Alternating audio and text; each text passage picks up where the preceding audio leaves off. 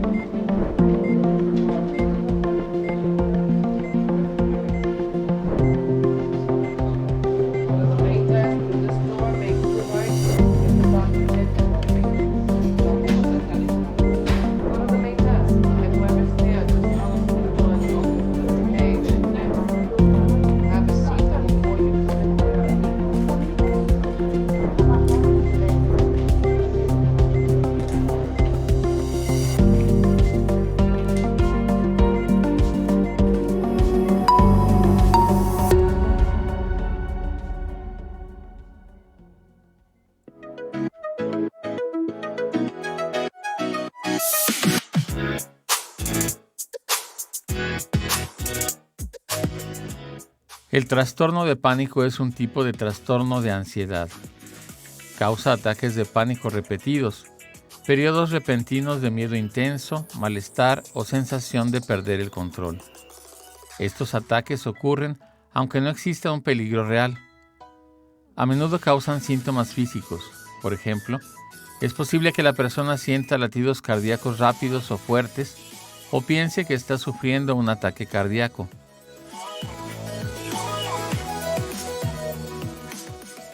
Si se tienen ataques de pánico, no significa que se vaya a desarrollar un trastorno de pánico. Muchas personas solo tienen 1 o 2 ataques de pánico en su vida y mejoran sin tratamiento. Pero algunas de las personas que sufren ataques de pánico desarrollan un trastorno de pánico, es decir, tienen ataques de pánico frecuentes. Los ataques pueden ocurrir varias veces al día o tan raramente como unas pocas veces al año.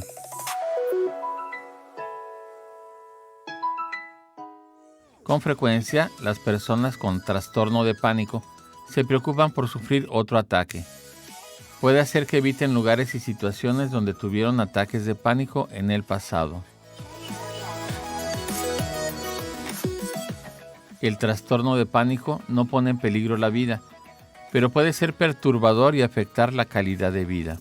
Y si no se trata, a veces puede provocar otros problemas de salud como depresión y trastornos por uso de sustancias.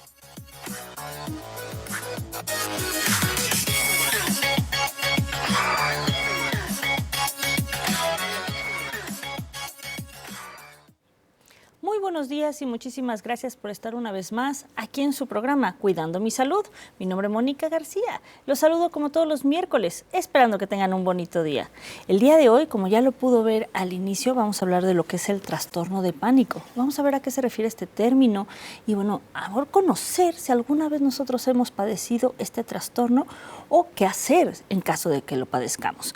Bueno, vamos a hablar sobre este tema y para ello, el día de hoy nos acompaña el psicólogo Jonathan Rodney Pacheco Barrita, que bueno, ya es de casa y aquí para estar con nosotros. Bienvenido. Muchas gracias por estar el día de hoy con nosotros. Gracias por la invitación y con un gusto siempre estoy aquí, con muchísimo gusto. Muy bien, y pues hablar de este tema que bueno, es algo que a lo mejor para muchos puede ser nuevo, ¿no?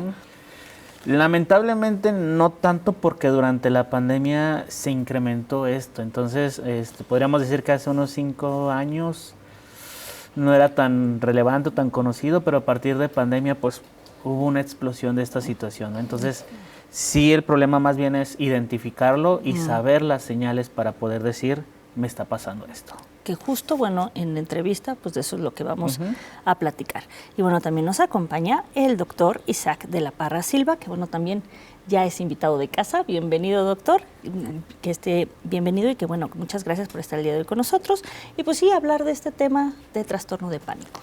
Sí, muchas gracias, Mónica, gracias también por la invitación y al auditorio que nos escucha. Y bueno, el tema es interesante, como menciona Rodney, ahora en los últimos tiempos, digamos los últimos años, se han incrementado la presencia de estas alteraciones y yo diría que también se ha dado más oportunidades de la sociedad a atender estas situaciones que antes como que no se le daba tanta importancia. La realidad es de que si vemos lo que ha sucedido a lo largo de la historia, vemos que los trastornos de ansiedad siempre han estado presentes. El trastorno de pánico o el trastorno de angustia, como se le llama ahora, es algo que ha existido descrito desde hace muchos años. Que justo, bueno, de eso vamos a platicar y ver también cómo identificarlo y bueno, todo esto. Vamos a hablar, en un momento más iniciaremos la entrevista con nuestros invitados del día de hoy, pero antes vamos a ver un sondeo en la comunidad universitaria sobre qué es el trastorno de pánico y cómo se puede curar.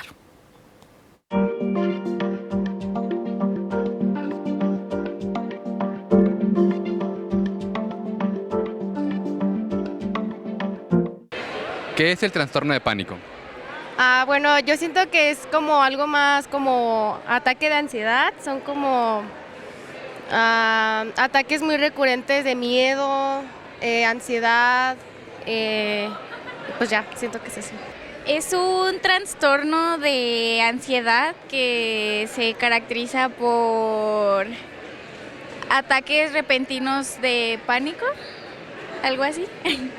Desde mi punto de vista, o lo que yo pienso, es que es el miedo a tener, digamos, en una presentación, tienes pánico, te ganan los nervios, no sabes qué hacer y se te olvidan las cosas. Entonces, yo creo que principalmente es eso, el miedo, y que no lo puedas como conllevar para poder, digamos, en una presentación decirlo correctamente, las cosas que vas a decir. Es cuando te da como ansiedad. Pues te quedas como en shock, entras en crisis, te da presión social. Creo que es cuando te sientes en bajo mucha presión y sientes ansiedad, pero una ansiedad que no puedes calmar simplemente con tus pensamientos. O sea, ya es algo más que implica incluso acciones. ¿Y cómo se puede curar este trastorno? Yo tengo entendido que mediante terapias, con psicólogos, psiquiatras, técnicas de relajación y con medicamento más que nada, tratado obviamente con especialistas. Yo pienso que acudiendo con profesionales que sepan sobre la mente, psicólogos, psiquiatras. Yo creo que con atención psicológica, a lo mejor acudiendo a un experto o alguien, sí, atenderte para poder vencer esto, como la mayoría de gente que ocupamos ir a un psicólogo. Entonces, yo creo que principalmente esa es la atención psicológica. Pues yendo a terapia, trabajándolo mucho. Siento que no es tan fácil, pero sí es parte de ir a terapia, hablarlo y también que las personas que te rodean lo sepan y no te juzguen. Eso creo que te ayuda mucho a avanzar. Estamos de regreso después de ver este sondeo en la comunidad universitaria. ¿Qué les pareció el sondeo? Creo que, aunque bueno, la pregunta fue sobre el trastorno de pánico, lo asociaban a la palabra ansiedad, ¿no? Que fue lo que más se pudo observar. Sí, claro. Al final de cuentas, no va muy desligado, va de la mano. Podríamos decir un poquito que la ansiedad es como el precursor del pánico, o es algo que lo dispara y pues ya después el pánico se vuelve un poquito más fuerte, entonces muy alejado no va, ¿no? Entonces es una parte que al menos hay como este entendimiento de ansiedad pegado me lleva al pánico. Al pánico, sí, ¿no? Como que ahí lo asocian, ¿verdad? Sí, de hecho, bueno, lo que vemos en estas respuestas, bueno, por un lado es que hay como confusión, ¿no? O sea, la palabra pánico y ansiedad pareciera como usadas como de la misma manera, y tiene que ver con esto que está mencionando Rodney. Pero la parte importante de considerar es de que, en mi opinión, una de las entrevistadas mencionaba la palabra de sentir. Yo creo que ese es el tema principal, que como seres humanos todos sentimos sensaciones que tienen que ver con la ansiedad y que nos pueden llevar hasta el pánico. Digamos que en ese sentido hay que tomar en cuenta que no es algo como que ande por ahí volando en el aire y de repente me caiga a mí o te caiga a ti o le caiga a Ronnie, ¿no? Es algo que está en mi constitución física y mental. Entonces, en ese sentido, como persona, puedo tener esta respuesta. Pero creo que eso es parte de lo que vamos a seguir platicando. Vamos a platicar. Así es, durante la entrevista pues nos van a ir platicando a qué se refiere y bueno, todos estos aspectos que están dentro del trastorno de pánico. Pues vamos a iniciar. Rodney, bueno, ¿qué podemos entender por salud mental? Ok. Aquí la cuestión con la salud mental y la salud física y la salud en general es que lo solemos dividir, ¿no? Entonces pensamos que la salud mental es muy diferente de la salud física y viceversa, ¿no? Entonces, todo va en conjunto. Cuando yo tengo salud mental, tengo buena salud física, y cuando tengo buena salud física, tengo salud mental, ¿no? Entonces, todo va en conjunto. La salud mental lo podríamos definir como la capacidad del ser humano para poder tener en paz o tranquilo ciertas áreas de su vida. La forma en la que se relaciona, la forma en la que piensa, la forma en la que sus conductas se ven. Entonces, cuando yo estoy con salud física, se puede notar en mi forma de comportarme, de llevarme bien con los demás, de saber cómo tomar decisiones. Esta es una de las partes más importantes. Cuando yo tengo salud mental, soy capaz de tomar mejores decisiones o buenas decisiones. Así cuando hace falta, pues realmente a veces ni siquiera pienso lo que estoy haciendo o qué acciones voy a tomar, ¿no? Entonces, es la principal parte, ¿no? El cómo actúo y cómo tomo decisiones. Claro, sí, que yo creo que es fundamental, bueno, en nosotros como sociedad y como seres humanos. Exactamente. Y bueno, doctor, ¿cómo podemos saber cuando una persona está sana mentalmente y por el contrario, cuando, bueno, padece alguna enfermedad mental? Bueno, ahorita que comentaba esto, Rodney, tenemos que ver que el estado de salud mental, que es en realidad el estado de salud, o sea, no deberíamos de hablar de salud mental y salud física. Claro. Yo estoy muy de acuerdo con él que tendríamos que manejar como que es la salud individual o personal o humana, ¿no? Digamos, no hay ni mental ni física, siempre va a estar unida, ¿no? Pero, ¿cómo podemos detectar que una persona tiene alguna problemática? Creo que aquí es donde tenemos que volver a una idea que ya en algún otro programa habíamos comentado antes, de que existe una especie de continuo, ¿no? O sea, la salud y la enfermedad no son entidades separadas, sino son como puntos de una misma línea, en donde la persona se puede estar desplazando o estar moviendo entre salud y enfermedad. Entonces, en cuanto a las sintomatologías relacionadas con síntomas principalmente mentales, podemos notar que el indicador más importante sería la falta de adaptación, que es lo que mencionaba hace un momento el compañero, ¿no? El que no actúe yo de una manera correcta o tome decisiones inadecuadas que van a dar como consecuencia que yo me sienta mal, un malestar, ¿no? O que me sienta con elementos de infelicidad, de molestias mentales o físicas, o algunos dicen espirituales, que son prácticamente los indicadores, ¿no? Entonces, ¿cómo nos damos cuenta? Pues bueno, nos podemos dar cuenta nosotros mismos. Aquí el único problema que tenemos es que tenemos la tendencia, todos los seres humanos, a pensar que como nos sentimos y lo que hacemos y pensamos, eso es lo correcto, eso es lo normal. Entonces, yo a veces me tardo mucho en darme cuenta de que yo estoy teniendo algún problema, alguna molestia, algún síntoma. Por eso es importante que la gente con la que convivo pueda expresar su observación. Si yo vivo con una persona y me dice, oye, te noto enojado, te noto irritado, te hablo y me contestas mal, ¿qué onda, no? Entonces, eso nos puede permitir identificar que algo está pasando, ¿no? Que algo sucede. Entonces, en ese aspecto, la identificación pasa, por un lado, porque la persona quiera darse cuenta, que a veces nos cuesta mucho trabajo aceptarlo, y por otro lado, que el entorno nos ayude, ¿no? Porque ella sea mi pareja, mi compañero en el trabajo, o un vecino, no sé, cualquier persona de mi entorno familiar inmediato, me puede dar esa información. Así es, sí, observar a veces lo que nosotros también no vemos. Vamos a seguir hablando sobre este tema del día de hoy, del trastorno de pánico, pero antes vamos a una pausa. Lo invitamos a que no se vaya.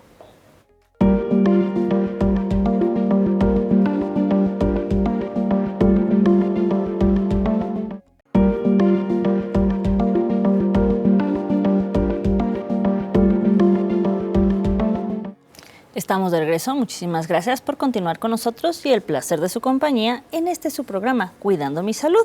Y bueno, el día de hoy también hacer una mención para felicitar a los hombres hoy en su día, en el Día Internacional del Hombre. Pues bueno, felicitarlos a todos ustedes.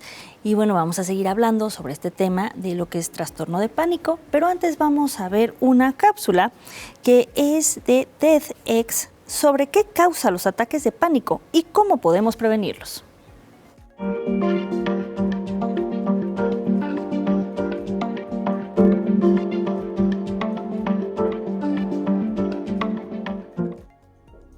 El cuerpo se transforma en una prisión. El pasado, el presente y el futuro existen como una fuerza única. Una oscilación sin gravedad se cierne a una altura espeluznante. Los contornos de las personas y las cosas se disuelven. Numerosos poetas y escritores han intentado describir la experiencia del ataque de pánico. Una sensación tan abrumadora que mucha gente la confunde con un infarto, un ACV u otra crisis posiblemente fatal. Si bien el ataque de pánico no provoca heridas físicas perdurables, el miedo a tener otro ataque puede limitar el día a día de una persona y causar más ataques de pánico. Hay estudios que indican que casi 1/3 de nosotros experimentará un ataque de pánico al menos una vez en la vida, ya sea su primer ataque o el 100º, o que esté presenciando el ataque de otra persona. Todos preferirían evitar la experiencia. Incluso aprender al respecto puede resultar incómodo, pero es necesario, pues el primer paso para prevenir los ataques de pánico es entenderlos. Un ataque de pánico es una reacción exagerada a la respuesta fisiológica normal del organismo ante la percepción de peligro. Esta respuesta comienza en la amígdala, la región cerebral que procesa el miedo. Cuando la amígdala percibe peligro, estimula el sistema nervioso simpático, el cual desencadena la liberación de adrenalina. La adrenalina aumenta el pulso cardíaco y la respiración para que la sangre y el oxígeno lleguen a los músculos de brazos y piernas. También se envía más oxígeno al cerebro para volverlo más alerta y ágil. Durante un ataque de pánico, esta respuesta se exacerba más allá de lo que sería útil en una situación de peligro. Esto produce un pulso cardíaco acelerado, respiración dificultosa o hiperventilación. Los cambios en el torrente sanguíneo producen mareos y entumecimiento en manos y pies. El momento más intenso de un ataque de pánico es a los 10 minutos, cuando la corteza prefrontal releva a la amígdala y estimula el sistema nervioso parasimpático. Esto desencadena la liberación de la hormona acetilcolina, que disminuye el ritmo cardíaco y pone fin al ataque de pánico. En un ataque de pánico, la percepción de peligro del organismo es suficiente para desencadenar la respuesta que tendríamos ante una amenaza real. No sabemos exactamente por qué sucede esto, pero a veces algunos indicios del entorno nos recuerdan una experiencia traumática del pasado que puede causarlo. El ataque de pánico puede ser parte de los trastornos de la ansiedad como el estrés postraumático, el TOC y el trastorno de ansiedad generalizada. Los ataques recurrentes, las preocupaciones por nuevos ataques y los cambios de comportamiento para evitarlos pueden conducir a un diagnóstico de trastorno de pánico. Los principales tratamientos para el trastorno de pánico son los antidepresivos y la terapia cognitivo-conductual. Ambos tienen una tasa de respuesta de alrededor del 40%, aunque un paciente que responde a uno podría no responder al otro. Los antidepresivos producen efectos secundarios y el 50% de los pacientes sufre recaídas cuando deja de tomarlos. La terapia tiene una tasa de recaída del 20%. El objetivo de la terapia, en el caso de estos pacientes, es ayudarlos a aprender y activar mecanismos para ejercer control físico y mental sobre las sensaciones y los pensamientos asociados al ataque de pánico. La terapia inicia con la explicación de las causas fisiológicas del ataque de pánico e incluye ejercicios musculares y de respiración para ayudar a controlar de forma consciente los patrones de respiración. Luego se enseña la reestructuración cognitiva, que implica identificar y cambiar los pensamientos comunes durante un ataque, pensar que se cortará la respiración, que tendrá un infarto o que morirá, y reemplazarlos por pensamientos más realistas. El siguiente paso es la exposición a las sensaciones corporales y a las situaciones que comúnmente desencadenarían un ataque de pánico. El propósito es cambiar la creencia a través de la experiencia de que estas sensaciones y situaciones son peligrosas. Incluso tras la terapia, no es sencillo realizar esto al momento de un ataque. Pero con práctica, estas estrategias pueden prevenirlos, aminorarlos y reducir el dominio que ejerce el pánico sobre la vida de una persona. Más allá de las terapias formales, muchos pacientes encuentran alivio en la misma creencia que la terapia busca inculcar. El miedo no puede lastimarte, pero aferrarse a él aumenta el pánico. Incluso si jamás ha tenido un ataque de pánico, entender de qué se trata lo ayudará a reconocerlo en usted mismo o en otras personas. Y reconocerlo es el primer paso hacia su prevención. Estamos de regreso después de ver esta cápsula.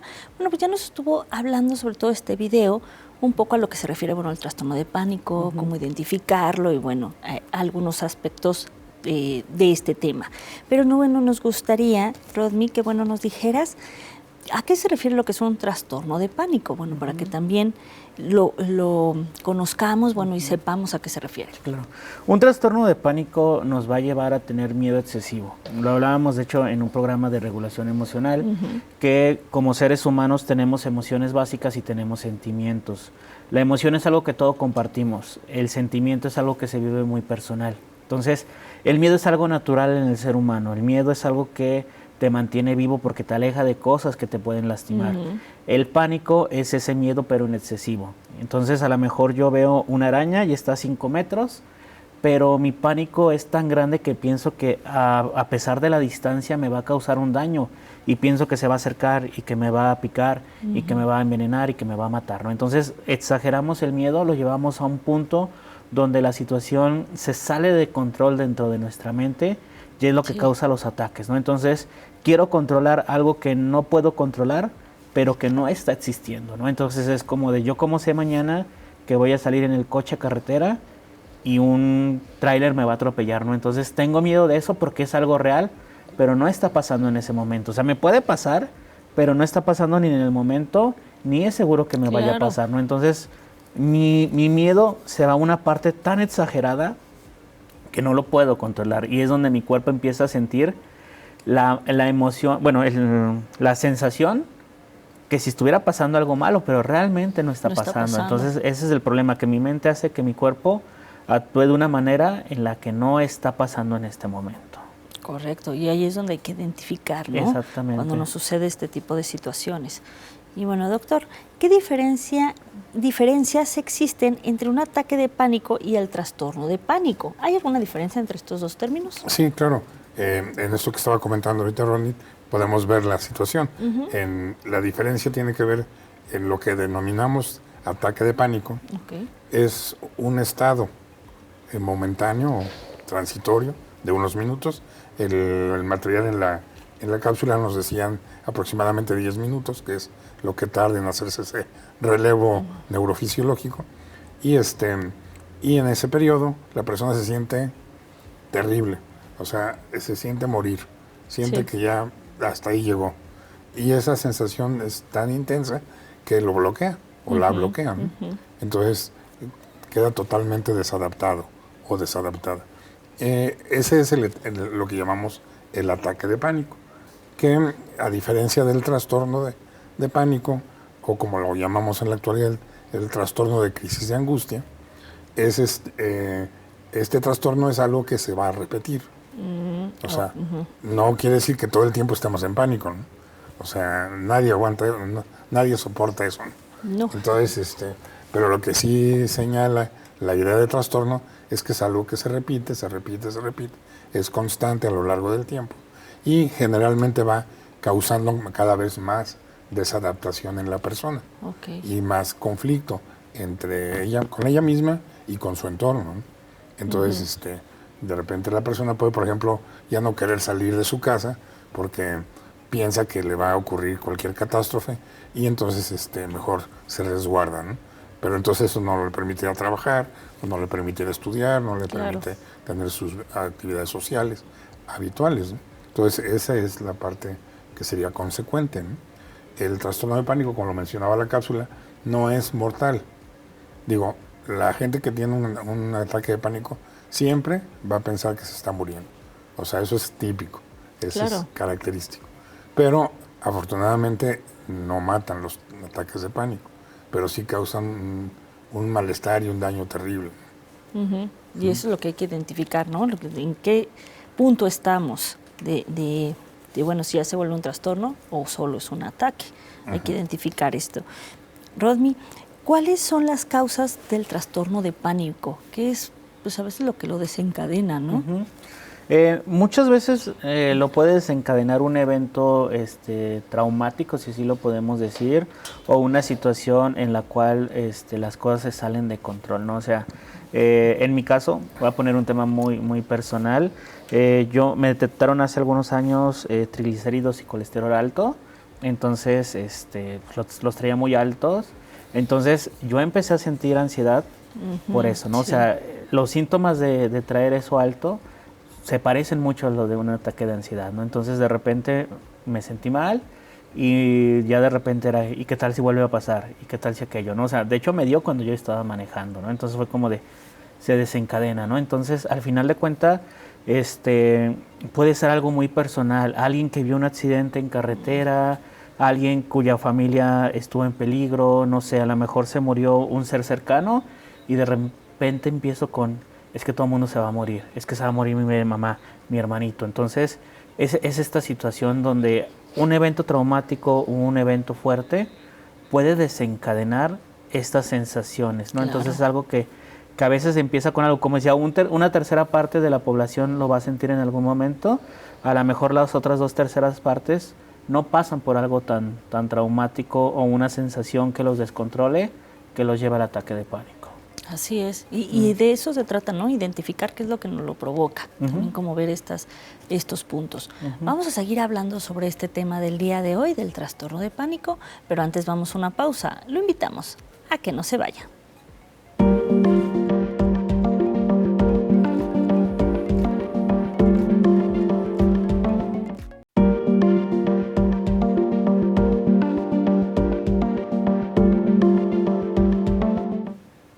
Estamos de regreso. Bueno, vamos a continuar con nuestro programa del día de hoy de trastorno de pánico. Y bueno, antes de que continuemos con las preguntas a nuestros invitados, vamos a ver una cápsula de PsychoHub, ataques de pánico, conoce las señales.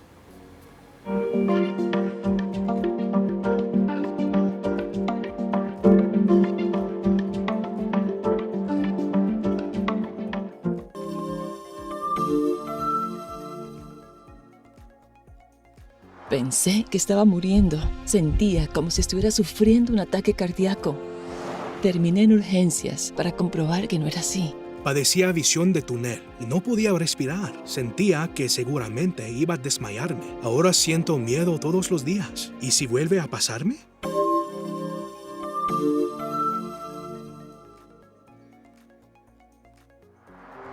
Estos son los testimonios de personas que han sufrido ataques de pánico. Y una vez que una persona ha sufrido un ataque de pánico, la peor parte puede ser el profundo temor de que vuelva a ocurrir. Lo sé, yo he vivido con ese temor. Mi primer ataque de pánico ocurrió en un día en que las cosas iban bien. Estaba con una compañera de trabajo. Íbamos en automóvil de regreso a casa a la hora pico. Como siempre, había tráfico pesado. Platicaba con mi amiga mientras ella conducía y concentraba su atención en la ruta. De repente, ya no podía respirar. Sentí una opresión en el pecho. Las palmas de las manos comenzaron a sudar y mi corazón latía más fuerte. Y aumentaba como si fuesen la garganta u oídos. Veía a mi amiga y parecía que el auto se achicaba a nuestro alrededor. Estaba segura de que iba a morir ahí mismo. Y no quería morir. Estaba muy asustada y ella se daba cuenta. Me preguntó si me sentía bien y negué con la cabeza. No podía hablar.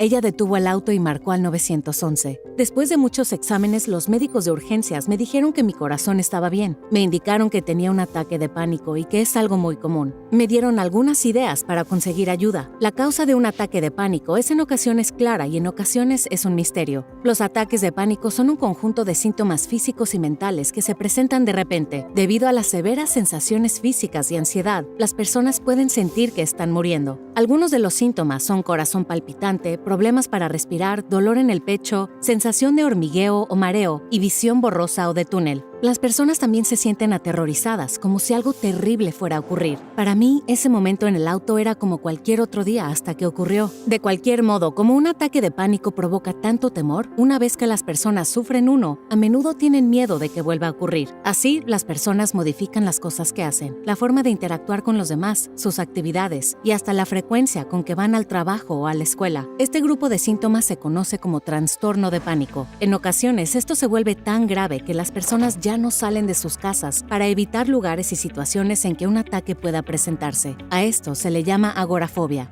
Sin embargo, el tratamiento realmente me ayudó y el tratamiento está disponible. Encontré una gran terapeuta que sabía lo que debía hacer. En mi caso, con una combinación de medicina y terapia, aprendí a vivir con el miedo a futuros ataques de pánico y saber qué hacer si comienza a presentarse. Los ataques de pánico no tienen por qué controlar su vida. Usted puede recuperar el control. Yo lo pude hacer.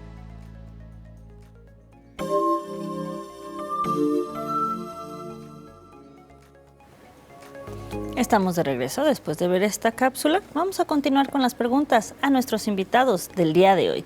Continuamos, doctor Isaac. Bueno, ¿cuáles pueden llegar a ser los efectos o consecuencias del trastorno de pánico? Sobre todo, bueno, si no lo identificamos y si no lo tratamos a tiempo, ¿no? Bueno, la primera consecuencia es que se tiende a cronificar, o sea, a hacerse constante. Esta diferencia que decíamos entre lo que es puramente la crisis y el trastorno, que va a manifestar repetidas crisis. Entonces, esa es la principal consecuencia, digamos, deteriorante o perniciosa para la persona. Y hay consecuencias inmediatas, que pueden ser, por ejemplo, lo que nos comentaba Ronnie de lo que él le tocó vivir en un estado de pánico. En ese momento él iba manejando. Si algo pasaba, él podía tener un accidente y chocar o causar algún accidente que pudiera tener consecuencias graves para él mismo o para alguien más, ¿no? Alrededor.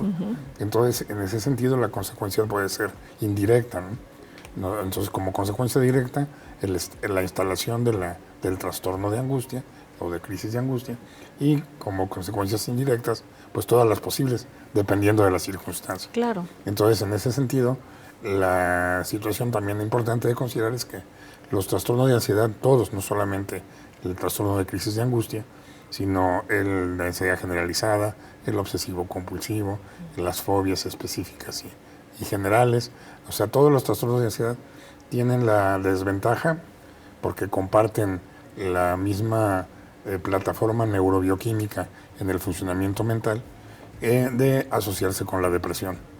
Entonces, una persona que tiene trastorno de pánico, o primero con una crisis de pánico y luego se convierte en un trastorno, va a desarrollar depresión prácticamente en forma, digamos, indetenible, ¿no? O sea, se va a desarrollar, ¿no? Entonces, en ese sentido, hay que estar como muy pendiente de la evolución de la persona, ¿no? Porque como ya lo veíamos, el mismo trastorno por sí solo es terrible. Va a causar cambios en la vida de la persona, y el principal efecto es el sufrimiento, la infelicidad, ¿no? El no sentirse bien, el malestar, ¿no? Sí, y esto, bueno, si no lo tratamos a tiempo, pues bueno, nos va a llevar a otras situaciones que es importante atacar. Y bueno, Rodney, ¿cuáles son los síntomas del trastorno de pánico? ¿Cómo podemos identificar que, bueno, nos está sucediendo un trastorno de pánico? A lo mejor no confundirlo con otras enfermedades. Sí, claro. ¿No? Lo principal es cómo darnos cuenta cómo están nuestros pensamientos, ¿no? ¿Qué estoy pensando ahorita en este momento? ¿Cómo me estoy sintiendo físicamente? Como decía el video, se acelera el corazón, se siente incluso hasta en el estómago, puede ser un vacío, puede ser como una situación en algo está pasando, y importante, nuestra respiración. De repente empezamos como a hiperventilar, a pensar que no estamos respirando bien. Es algo que suele pasar mucho con los ataques de ansiedad y pánico. Le prestamos demasiada atención a nuestra respiración, que nosotros mismos solito la vamos cortando, y de repente no estoy respirando bien. No, a ver, tranquilo, más bien tú estás conteniendo tu respiración, concéntrate en otra situación y vas a respirar bien, ¿no? Entonces, esta parte de mis pensamientos, como decía, siento que me voy a morir, siento que algo malo va a pasar, siento que algo malo va a venir. Entonces muchas veces, pues como estamos tan alterados que nuestro corazón late muy rápido, pensamos que nos va a dar un infarto, ¿no? Claro. Entonces esta parte de ver qué está pasando con nuestro cuerpo y con nuestras ideas al mismo tiempo, ¿no? Entonces, si yo pienso que me voy a morir, pues me voy a asustar más y voy a acelerar más mi corazón, ¿no? Entonces esta parte de ver, tranquilízate, siéntate, respira, tómate un sorbito de agua y vas a ver que todo se va a relajar. Sí, hacerlo consciente, ¿no? Exactamente. Yo creo que también es lo que a Lo veces que debemos toca. hacer. Y bueno, doctor Isaac, ¿cómo se diagnostica el trastorno de pánico? Bueno, que ya pasé por toda esta situación, ¿qué sucede? Bueno, la cuestión importante es identificarlo. Veíamos en la cápsula que en el hospital los médicos de sala de urgencias hacen una serie de evaluaciones y llegan a la conclusión de que Rodney, no, fíjese que su corazón está bien, no tiene infarto, así es que puede quedarse tranquilo. El problema es que a veces esa identificación cae en una cuestión de prejuicio, porque es muy frecuente escuchar en las salas de urgencias a muchos colegas médicos que dicen, no tiene nada, váyase a su casa, no tiene nada. Okay. Nada más esté tranquilo y con eso se le quita. Entonces, ese es, como lo he dicho siempre a mis alumnos de medicina, que he tenido una buena cantidad en estos años, que esa es la peor recomendación que puede dar el médico en una sala de urgencias. Decirle a alguien que no tiene nada es, como decimos comúnmente, tirarlo de a loco, ¿no? Claro. O de a loca, ¿no? O si yo me sentí mal, como que no tengo nada, ¿no? O sea, Entonces, yo les insisto a los muchachos, claro que tiene algo, tiene un problema de ansiedad, tiene angustia, tiene posiblemente crisis de pánico o crisis de angustia, ¿no? Pero entonces hay que hacer algo, ¿no? O sea, no es nada más, ya se le pasó, ya su electrocardiograma salió bien y ya váyase a su casa. Y si se vuelve a sentir así, nada más tranquilícese. Esa es la peor manera de manejar desde el médico. Y lamentablemente la mayor parte de los médicos hacen eso. Entonces, por eso es que decía yo lo del prejuicio, porque está este estigma de que lo mental no es algo que importe, ¿no? O que preocupe, ¿no? Sí. Son sus nervios, ¿no? No tiene nada. Entonces, claro. Entonces caemos en esa grave falla, ¿no? Y por lo tanto, entonces lo que hay que hacer es darle el manejo, como lo mencionaba hace un momento Rodney y como lo veíamos en la cápsula, ¿no? Que hay que asociar el manejo tanto con medicamentos como con psicoterapia. El tratamiento con uno solo no va a ser suficiente. Siempre se necesitan los dos. Así es. Sí, y ir con especialistas, ¿no? Para que nos identifiquen qué es lo que necesitamos en estos casos. Y bueno, Rodney, ¿puede llegar a confundirse este trastorno con otros o son claras las señales? O sea, sí se puede confundir un poco, pero es que son, como decía el doctor, están como en la misma base, o sea, son trastornos muy parecidos. El ataque de ansiedad, el trastorno por estrés postraumático, entonces sí se pueden confundir, pero van por la misma línea, o sea, no es como que confundas un ataque de pánico, un trastorno de pánico con esquizofrenia o con trastorno de la personalidad, no. Sí se puede confundir, pero son relativamente muy cerca, ¿no? Entonces, más bien un especialista sabría identificar específicamente cuál es, pero que se confunda con algo muy diferente es difícil. Ok. Sí, claro, por la sintomatología, ¿no? Que se identifica.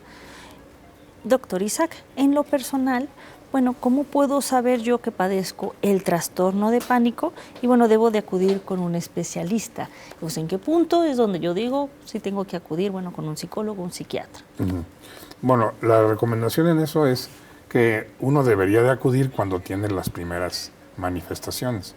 Pero insisto en que eso es lo que debería hacer. El problema es que tenemos una tendencia también típicamente humana de que no tenemos problemas, o sea, cualquier cosa que me pase es normal, es natural y yo solo lo puedo resolver, ¿no? Sí. Entonces como que siempre lo vamos, digamos, rechazando eso. Pero la realidad nos muestra, y eso lo han podido ver diferentes grupos de investigación a nivel mundial, que mientras más rápidamente se actúe, más rápidamente se puede intervenir de manera eficiente. Claro. Porque no es lo mismo que una persona llegue con una historia de 15 años, de estar teniendo crisis de angustia 2 o 3 veces por semana y con mucho deterioro y muchos síntomas, a que llegue con una semana o con un mes o con un año de evolución, ¿no? Entonces, en ese sentido, la posibilidad de ayudar mejora de manera muy importante y el sufrimiento que vive la persona se ahorra, ¿no? O sea, una persona que pudo haber recibido tratamiento desde las primeras veces que le sucedió, se ahorraría años de sufrimiento claro, por tomar la decisión de buscar el apoyo, ¿no? Ahora, el tema de la búsqueda del especialista que mencionabas, creo que tiene también el inconveniente prejuicioso de que los psicólogos y los psiquiatras somos para los locos, ¿no? O sea, si yo no estoy loco, ¿por qué voy a ir con el psicólogo, no? O sea, ¿para qué, no? O con el psiquiatra, más aún, ¿no? Entonces, ahí la idea es que en la comunidad existe esa sensación de que alteraciones o problemas con el funcionamiento mental no hay que hacerles caso porque significan locura y no queremos estar locos, ¿no? Entonces, me aguanto, hago como que no pasa nada, o no le hago caso a nadie que me diga comentarios sobre lo que están viendo que me pasa a mí, y me resisto a acudir, ¿no? Entonces ahí la cuestión es establecer un enfoque más educativo, en donde acciones como las que llevan a cabo ya en IMASAM, de estar llegando a las comunidades para hablar de este tema, para que la gente pueda escuchar estas cápsulas, para que la gente pueda saber estas respuestas. Y entonces pensar, puede ser que yo esté teniendo algo así, y entonces acudir a algún lugar donde se le puede dar asistencia. Así es, definitivamente poner atención a lo que nos sucede. Vamos a seguir hablando sobre este tema del día de hoy, del trastorno de pánico, pero antes vamos a una pausa. Lo invitamos a que no se vaya.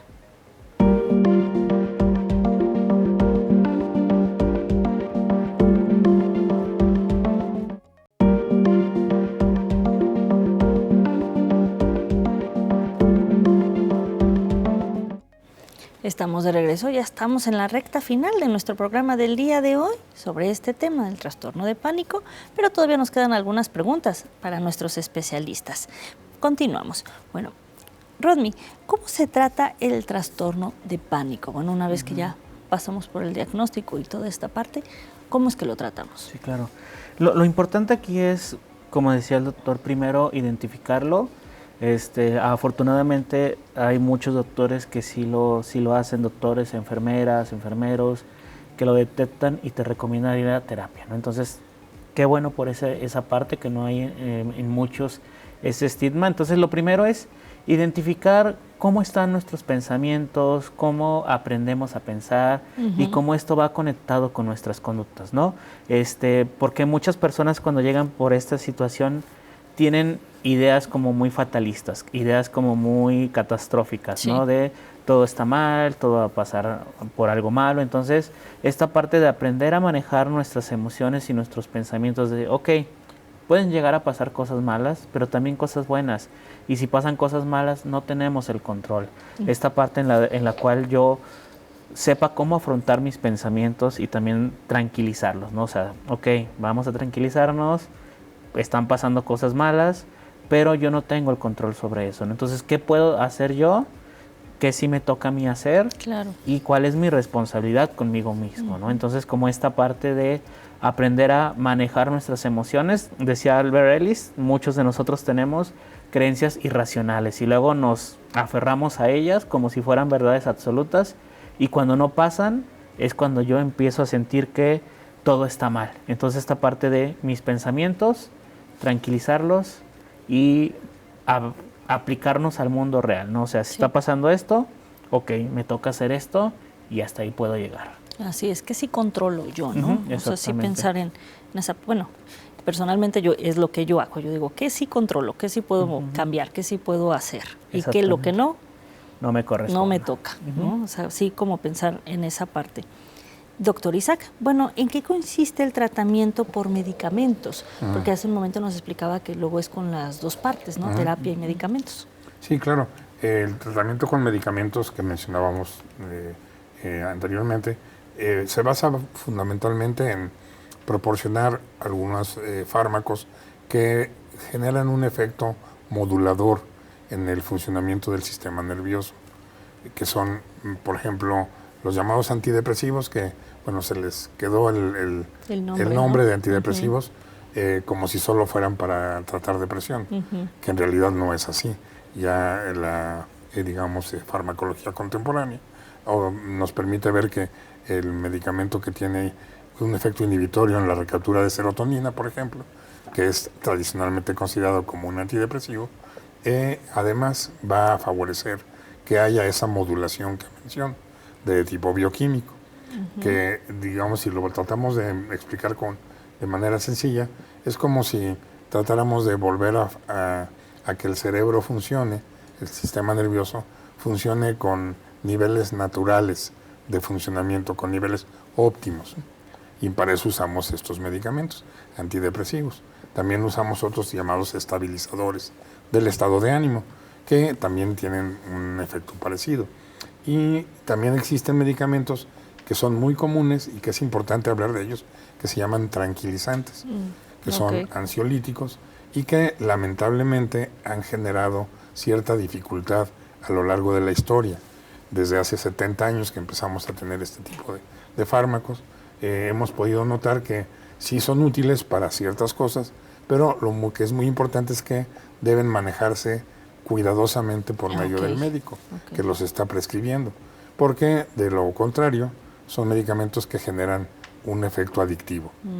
Entonces muchísima gente a nivel mundial se ha hecho adicta a estos medicamentos, inicialmente porque el médico le dijo, se lo voy a dar para que esté más tranquilito y pueda dormir bien. Y ese se convierte en el argumento que establece la dependencia. Porque entonces resulta que el señor de 80 años tiene 30 de estar tomando su, según él, cuartito de tal medicamento, que sabemos que no es así. Y no lo puede dejar de tomar, porque si se lo deja de tomar se pone terrible. Entonces se pone con muchas molestias. Entonces eso, por ejemplo, es algo muy importante de considerar.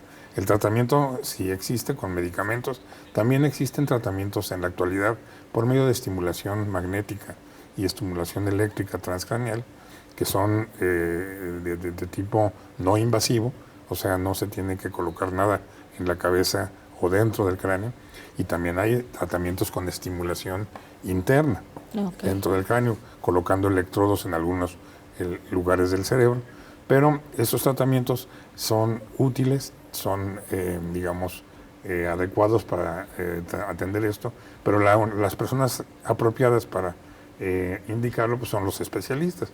Entonces, por eso es muy importante que si en alguna ocasión, de lo que comentábamos en una sala de urgencias, me dijeron, no tiene infarto, ya váyase, mire, aquí está su receta, se va a tomar este tranquilizante por tantos días y con eso ya tiene.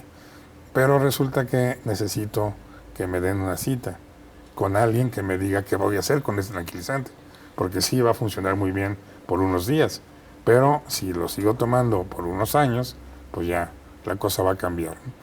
Y eso va a generar no solamente que no funcione el medicamento tranquilizante, sino que tenga el efecto adictivo y además consecuencias como el deterioro cognitivo o lo que llamamos la demencia, una demencia temprana ocasionada por este tipo de fármacos, ¿no? Claro, entonces tener mucho cuidado con todo esto y bueno, acudir con los especialistas indicados. Importante esto. Rodney, ¿cómo funcionan las terapias de conversación en este tema? Ok, aquí lo importante en la terapia es pues mayormente hablando o expresando, es como nosotros vamos a resolver la situación, ¿no? O sea, esta parte en la que muchas veces nos callamos, algo muy recurrente del pánico es que a veces ni siquiera lo informamos porque nos da pena. O sea, yo acercarme con algún familiar, con alguna persona cercana, oye, ¿sabes qué? Es que tengo miedo de esta situación, ¿no? Y a veces la respuesta del otro es simplemente, pues tranquilízate, no tengas miedo, ¿no? Y es como, ok, es como... Claro, échale ganas.